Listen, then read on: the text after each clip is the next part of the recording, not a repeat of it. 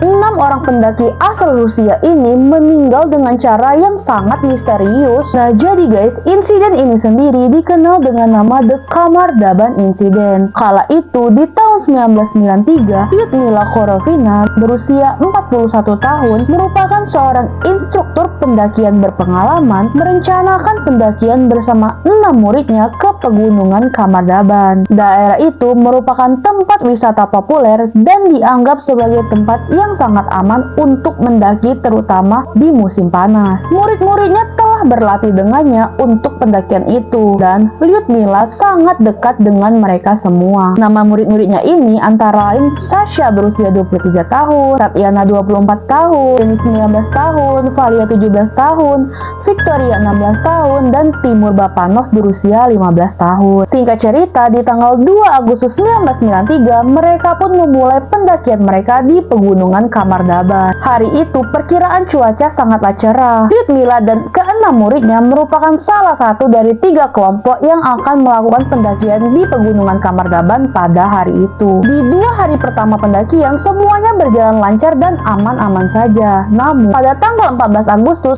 saat mereka berencana turun dari pegunungan itu, tiba-tiba saja cuaca berubah menjadi sangat buruk dan dilanda hujan badai. Akibatnya, semua perbekalan yang mereka bawa basah kuyup semua. Perjalanan mereka pun akhirnya terhambat karena para pendaki mulai merasa kelelahan. Mereka pun memutuskan untuk berkemah di lokasi yang terbuka. Keesokan paginya, setelah cuaca mulai membaik, mereka pun bergegas pergi sarapan dan ingin melanjutkan perjalanan turun. Mereka pun berharap bisa bertemu dengan kelompok lainnya dan melanjutkan perjalanan bersama-sama. Namun guys, ketika baru ingin menuruni gunung, Sasha, salah satu murid Lyudmila, tiba-tiba berteriak sangat kencang dan ketika semua orang menoleh, dia mengeluarkan darah dari mata dan juga telinganya serta mulutnya tiba-tiba berbusa. Kemudian dia pun jatuh ke tanah lalu kejang-kejang dan tubuhnya menjadi kaku.